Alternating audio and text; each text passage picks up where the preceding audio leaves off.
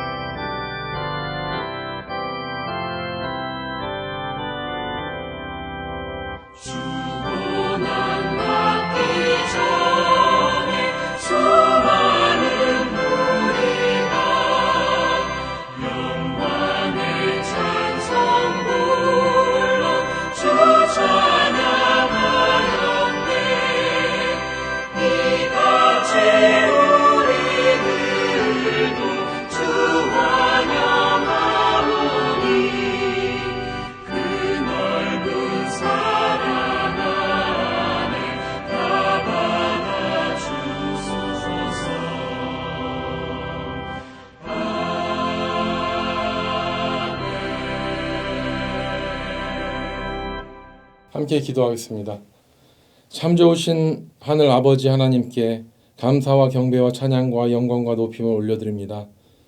우리는 정말 주님의 십자가 앞에 얼마나 부끄러웠고 추악한 죄인인지를 매일 아침마다 고백하지 않을 수가 없습니다. 하나님, 이 시간 우리의 모든 죄와 허물을 주님의 십자가 앞에 내려놓습니다. 다 용서해 주시고 십자가의 보혈로 우리를 씻어주시고 새롭게 하여 주시기를 간절히 원합니다. 하나님, 우리가 또 새벽 기도를 통하여서 가정에서 함께 예배를 드리며 또 말씀을 사모하게 하시고 또 그렇게 예배를 통하여서 우리 영과 혼과 몸이 다시 힘을 얻게 하심을 감사드립니다. 특별히 요즘에 다시 대면 예배가 다시 회복되어지면서 또 우리가 소망을 갖게 하심을 인하여 감사드립니다. 하나님, 이 모든 예배를 통하여 하나님 영광 받으시고 예배가 회복됨으로 말미암아 우리 삶이 회복되어지고 우리가 더욱더 주님 보시기에 아름다운 삶을 살아갈 수 있는 우리 모두가 되기를 간절히 소망합니다. 하나님, 그래서 우리 개인이 회복될 뿐만 아니라 우리 주님의 몸된 이 세상의 모든 교회들이 회복되게 하셔서 정말 우리 한국에 있는 교회가 회복되게 하시고 미국에 있는 우리 이민자들의 교회가 회복되게 하시고 전 세계 모든 민족의 교회들이 회복되게 하셔서 정말 그리스도의 몸이 온 땅 가운데 충만하게 하여 주시옵시고 그러므로 말미암아 믿지 않은 수많은 영혼들이 교회를 통하여 그 영혼이 추수될 수 있는 역사가 오늘도 아주 활발하게 온 지구촌 가운데 이루어지기를 간절히 원합니다. 하나님, 특별히 우크라이나를 위해 기도합니다. 정말 그 전쟁이 속히 끝나도록 인도하여 주시옵시고 이 전쟁을 통하여서 하나님 수많은 영혼들이 주님 앞에 돌아오기를 되기를 원합니다. 그 전쟁이 얼마나 허무한가를 깨닫게 해 주시옵시고 아버지, 그 위험 속에서 그 어려움 가운데서 하나님을 찾게 하셔서 예수를 믿게 하시고 그러므로 말미암아 정말 온 세상 가운데 이 허무함을 깨닫는 모든 인류들이 예수 믿고 구원받는 역사가 일어날 수 있도록 인도하여 주시옵시고 또 정말 그런 전난 가운데서도 정말 난민들을 섬기고 수고하시는 모든 선교사님들 안전을 지켜주시고 그 가정을 지켜주셔서 그 귀한 어려운 사명을 잘 감당할 수 있도록 은혜 주시고 능력 주시고 돕는 손길들을 허락하여 주시옵소서. 이 시간에도 주의 말씀을 사모합니다. 말씀 가운데 우리 가운데 역사하시고 은혜 내려주시기를 간절히 소망하옵고 우리를 죄에서 구원하신 예수님의 이름으로 기도드립니다. 아멘. 오늘 말씀은 누가복음 19장 28절에서 40절까지 말씀입니다.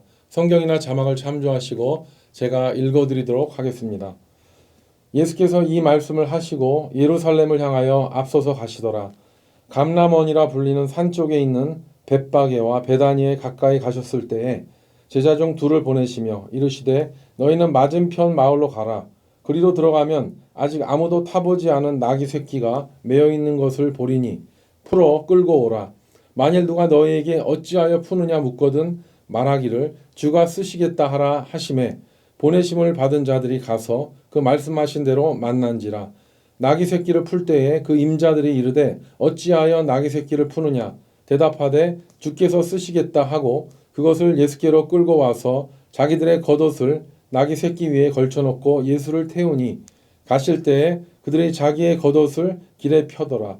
이미 감람산 내리막길에 가까이 오심에 제자의 온 무리가 자기들이 본 바 모든 능한 일로 인하여 기뻐하며 큰 소리로 하나님을 찬양하여 이르되 찬송하리로다. 주의 이름으로 오시는 왕이여 하늘에는 평화여 가장 높은 곳에는 영광이로다 하니 무리 중 어떤 바리새인들이 말하되 선생이여 당신의 제자들을 책망하소서 하거늘 대답하여 이르시되 내가 너희에게 말하노니 만일 이 사람들이 침묵하면 돌들이 소리 지르리라 하시니라. 아멘. 이 말씀은 하나님의 말씀입니다. 오늘 말씀은 예수님이 제자들과 함께 예루살렘에 입성하는 장면으로서 신약의 사복음서의 모든 책에 나오는 내용입니다. 책마다 약간씩 표현은 다르지만 그 예루살렘 입성할 때 그 사건이 얼마나 제자들에게 충격적이고 기억적인 사건으로 각인되었을까 그런 짐작이 됩니다. 좀 오래된 이야기입니다만 제가 우리 교회 ANC 히스 청년부에서 사역할 때였는데요. 그때 부활절을 맞이해서 특별 교회 행사로 청년들이 주축이 돼갖고 증인들이라는 뮤지컬을 만들었습니다. 거의 한 40-50명이 그 뮤지컬을 참여해서 만들었고요. 그리고 본당에서 우리가 발표했었던 적이 있었는데요.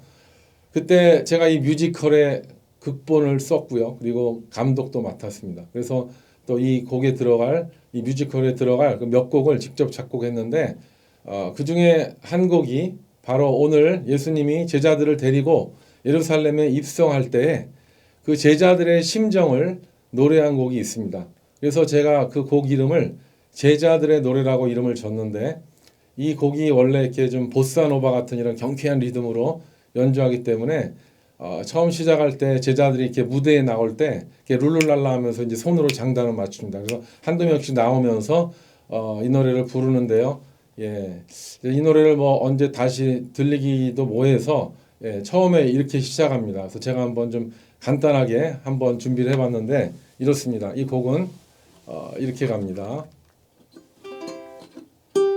주님을 따라 늘 함께 했던 시간이 지나 우리 여기에 있네. 내일을 향한 꿈을 가슴에 가득 담고 그 수많았던 놀라운 일들 바라보면서 이제 주님의 나라 멀지 않았네. 오늘일까 내일일까. 네, 이런 느낌으로 가는데 계속 부를 수는 없고, 그래서 이제 이 가사 내용을 보면은요 이렇습니다. 고향을 떠나 늘 보고 싶었었던 가족을 이제 다시 볼 수 있으리. 내일을 향한 꿈을 가슴에 가득 담고 그 어려웠던 순간순간들 지내고 나니까 이제 주님의 나라 멀지 않았네. 주님 나라 임하시리 하면서 또 이런 가사가 나옵니다. 오랫동안 기다려왔던 메시아가 바로 우리 예수님이심을 우리가 아네. 눈먼자 뜨고 앉은뱅이를 일으키신 우리 예수님, 죽은 나사로를 일으키셨네 하면서 이제 제자들이 막 이렇게 춤을 춥니다. 곧 다가오리 주님의 나라 그토록 꿈에 그리던 이 나라 이민족 구원 멀지 않으리 이제서리라 주님과 함께 예루살렘 저 언덕에 승리의 날 다가오리 곧 다가오리 이렇게 노래를 부릅니다. 그러면서 중간에 브릿지로 이런 가사가 나오는데요. 오병이어로 5천 명을 먹이신 주님 더 이상 배고픔은 없으리라. 선한 능력으로 이 세상을 다스리리 주님 나라 임안에 그러면서 곧 다가오리 이렇게 후렴이 다시 반복되는데요. 이런 내용인데 오늘 말씀이 정말 그 예수님이 그 예루살렘에 입성할 때 쓰였었던 그런 우리는 보통 종려주일 때 이 본문을 쓰게 되는데요. 우리는 종려주일 말씀을 보면은 주로 이렇게 호산나를 외치고 종려나무를 흔들고 겉옷을 땅에 펴고 그리고 또 나귀 새끼를 탄 예수님을 환영하는 그런 모습에 집중되는 그런 모습을 볼 수 있습니다만 그런데 저는 어디다 초점을 맞췄냐면 그런 엄청난 대환영을 평생 처음 경험을 하는 이 제자들이 예수님의 뒤를 따라가면서 정말 그들의 마음이 어땠을까 하면서 이 노래를 작곡했는데요. 아무리 생각해도 좀 작곡을 잘한 것 같습니다. 그런데 드디어 이 제자들이 예루살렘에 입성할 때 이 청년들이 이 가사대로 정말 그 도시 사람들이 이 시골 사람들을 영접해 주니까 그들의 마음이 어떻겠습니까? 그동안 2, 3년간 예수님을 따라다니면서 고생했던 것이 아마 하나도 그날은 힘들지 않았을 것 같습니다. 그리고 이제는 꽃길만 남았구나. 아마 그런 생각을 하지 않았을까 생각이 됩니다. 그런데 이것이 바로 인간이 가장 쉽게 가질 수 있는 소위 보상심리라고 하는 것입니다. 이건 뭡니까? 내가 고생을 하고 공을 들였으면 그것에 대해서 뭔가 권한을 갖고 소유권을 행사할 수 있다는 그런 심리입니다. 우리가 예를 들면 우리가 미국에 올 때 우리 자녀들 때문에 교육 때문에 이민 왔다. 그러면 어떻게 됩니까? 평생의 우리의 삶의 목적이 이민 생활의 목적이 그저 자녀들이 잘 되는 것이 삶의 목적이 되는 것입니다. 나의 행복을 추구하기보다는 그냥 자녀들이 잘 돼야 된다는 그걸로 인해서 막상 자녀들이 정말 이렇게 다 잘 될 수도 있고 안 될 수도 있는데 그것이 삶의 목표가 되어버리면 기쁨이 없을 수도 있다는 것이죠. 그리고 또 어떻습니까? 내가 직장에서 열심히 일했는데 그럼 뭐예요? 내가 이제 노후 대책을 이 회사가 책임져야 된다. 이것이 보상심리죠. 그런데 지금 예수님의 제자들도 그런 보상심리를 가지고 있었습니다. 여러분 그 요한과 그 야고보 아시죠? 그 어머니 미세스 세베대 아내는요. 갑자기 자기 아들 때문에 찾아옵니다. 예수님께 찾아와서 이제 예루살렘에 가서 예수님이 이제 드디어 아마 이렇게 큰 자리를 잡게 됐을 때 그 두 아들을 오른쪽 왼쪽 양팔로 세워달라고 아예 그런 치맛바람을 날리는 노골적인 이야기를 했을 때 아주 다른 제자들이 아주 난리가 나고 이렇게 웅성웅성 됐었던 그런 이야기들이 나오지 않습니까? 이것이 바로 보상 심리입니다. 그런데 여러분 예수님의 제자들 중에서 머리가 제일 잘 돌아가는 제자가 누굽니까? 유다입니다. 그런데 이제 유다가 막상 예루살렘에 들어와서 예수님이 하시는 이런 말씀이나 행동을 보니까 자기가 받을 보상이 이제 막막해지는 것을 알게 됩니다.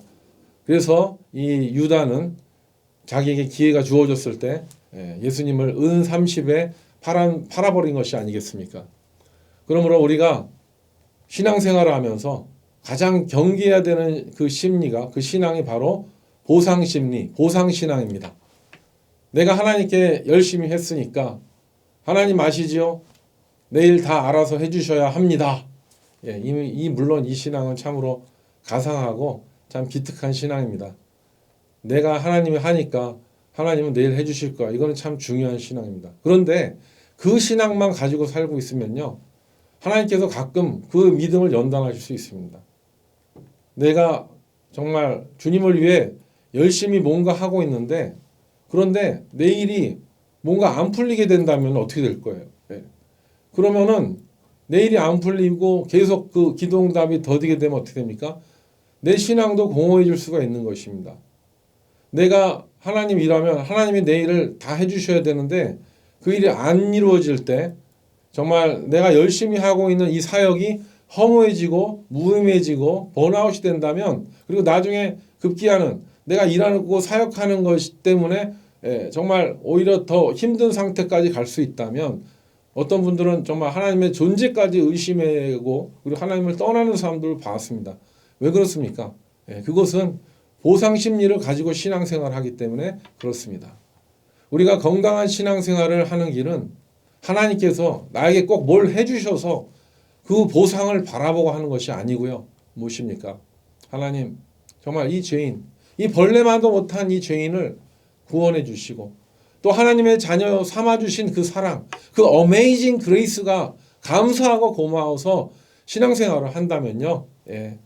우리가 어떤 상황을 만난다 할지라도 기쁠 때나 슬플 때나 형통할 때나 심지어는 망할 때나 건강할 때나 병들 때나 한결같이 하나님을 신뢰하고 그렇게 넉넉하게 살아가게 될 줄 믿습니다. 우리 선배님들이 그랬죠. 손양원 목사님이 아들을 잃었어도 흔들림이 없었고 주기철 목사님이 그 모든 위협 가운데서도 그의 신앙이 변함이 없었습니다. 그런데 이 제자들은 이 보상 심리를 따라가고 살아갔을 때는요. 어땠습니까? 예수님을 부인하고 도망갔지만 그들이 보상 심리를 다 내려놓은 순간이 언제였어요?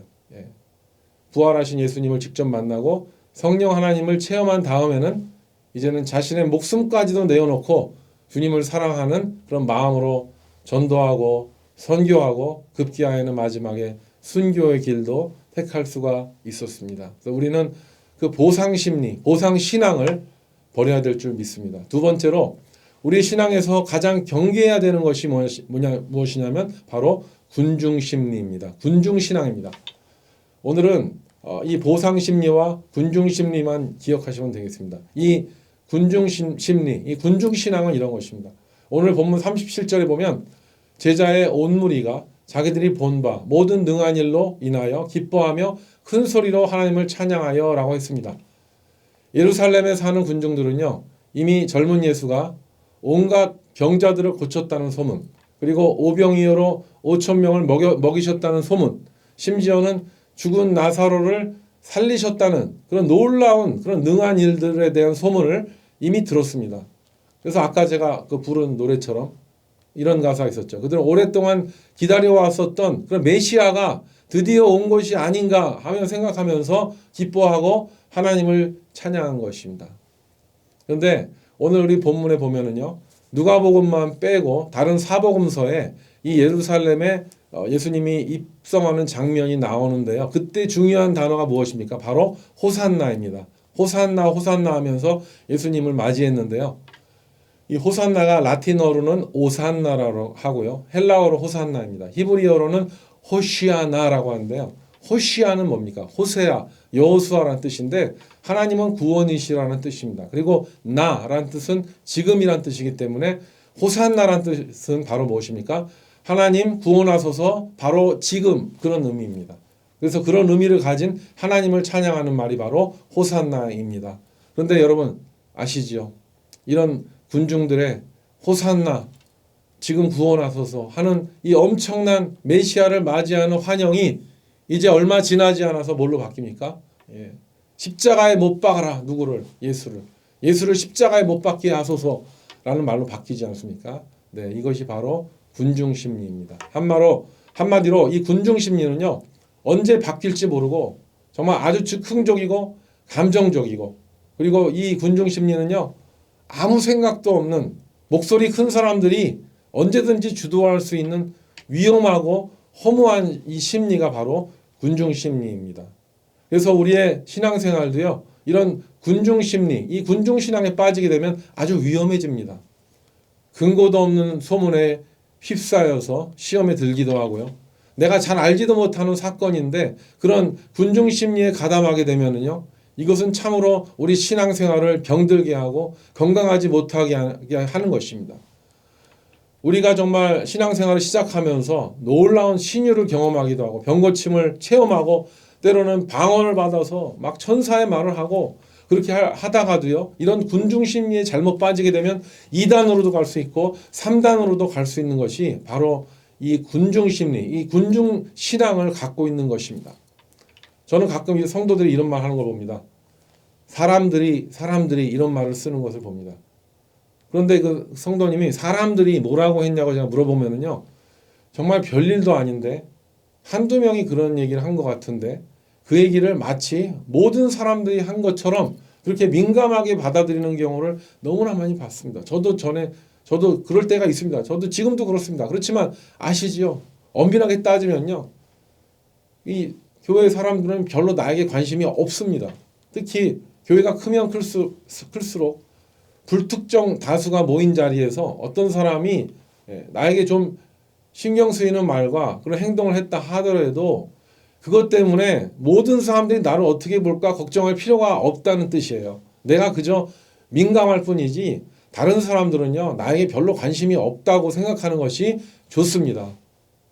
그래서 정말 아주 건강하게 신앙생활을 하고 이 슬럼프에 빠져도 빨리 회복되는 사람은요, 그렇게 정말 다른 사람들의 이야기와 그런 여론에 별로 신경 안 쓰는 사람이에요. 그런데 그와 반대로 내가 연예인도 아닌데 교회에 와서 사람들이 내 자존심을 조금 건드렸다고 해서 또 내가 누군데 내 명성에 금이 가게 하는 그 말을 어떻게 할 수가 있어? 이건 절대 용납할 수 없어. 이렇게 철저하게 생각하는 사람들은요, 정말 말도 안 되는 사소한 한마디 때문에 상처를 받고, 그리고 또 이런 생각을 합니다. 아, 교인들이 저 사람의 말 때문에 나를 비방하고 있어라는 그런 사탄 마귀의 그런 공격에 빠지면은요, 그냥 침체의 구덩이에 빠집니다. 그리고 헤어나지 못하고 급기야에는 피해 의식과 그런 상처로 인해서 다른 사람들을 원망하고 그리고 또 교회를 안 나오고 하는 경우를 너무 많이 봤기 때문에, 그래서 우리는 정말 이것을 경계해야 되는 것이죠. 그래서 이 군중 심리로 신앙생활을 하면은요, 우리가 그렇게 될 수 있다는 거예요. 그런데 오늘 본문에 보면 또 다른 이런 군중 심리를 갖고 있는 사람이 있는데, 그건 뭐냐면은 바리새인들과 같이 누군가를 이렇게 자꾸 정죄하는 것입니다. 여기서 보면은 이 사람들은 오히려 더 열심히 하는 사람들이 그런 경우를 많이 봤습니다. 여기 보면은 누가 정말 수련회 갔다 와서 기도원 갔다 와서 선교 갔다 와서 많은 은혜 받고 열심히 간증하고 정말 열심히 하려고 하면 이렇게 합니다. 예수님, 저 친구 왜 저렇게 날립니까? 저도 왕년에 그래 봤는데 너무 좀 흥분하지 말라고 좀 말려주세요. 오늘 본문에 나오잖아요. 예수님은 그렇게 얘기하는 사람들에서 그렇게 얘기하지 마라. 저 사람이 잠잠하면 돌들이 소리쳐 이렇게 나를 찬양할 것이다 하지 않았습니까? 그래서 이렇게 이런 바리새인의 신앙에 빠지는 것, 이것도 군중 심리와 다를 바가 없다는 것입니다. 둘 다 하나님의 마음을 전혀 모르는 그런 신앙이 되는 것입니다. 그렇다면 우리는 오늘 말씀을 통해서 어떤 신앙을 가져야 합니까? 그것은 바로 보상심리, 군중심리에 의한 신앙이 아니고요. 이제는 정말 내가 예수님을 사랑하기 때문에 하나님께 너무 감사하기 때문에 살아가는 바로 겸손한 신앙, 겸손한 믿음입니다. 예수님은 이런 정말 오늘같이 이런 엄청난 그런 군중의 환영이 있을 때, 이런 기회를 얻었을 때 어떻게 보면 진짜 멋지게 차려입고 장교같이 멋지게 차려입고 이런 나귀 새끼를 타고 하는 것이 아니라 아주 검은 큰 말을 타고 멋지게 이 왕자같이 입성할 수 있었습니다. 아마 그랬더라면 군중들은 더 난리가 났겠죠. 그리고 그 환영은 더 격했을 것입니다.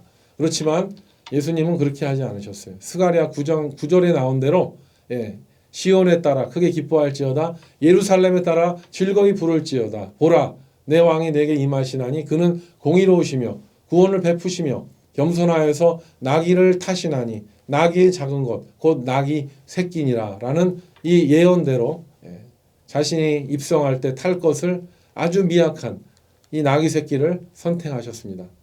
정말 예수님이 이 볼품없고 냄새나는 나귀 새끼를 타시고 예루살렘에 들어가시면서 보상심리를 가지고 자신을 따랐던 그 제자들과 그리고 또 군중심리를 가지고 자신을 맞이했던 이 사람들에게 무엇을 보여주셨습니까? 겸손이 무엇인지를 보여주셨습니다. 그런데 아시죠? 이런 흐름을 모르고 보상심리를 바랐었던 예수님의 제자들은 어떻게 됩니까?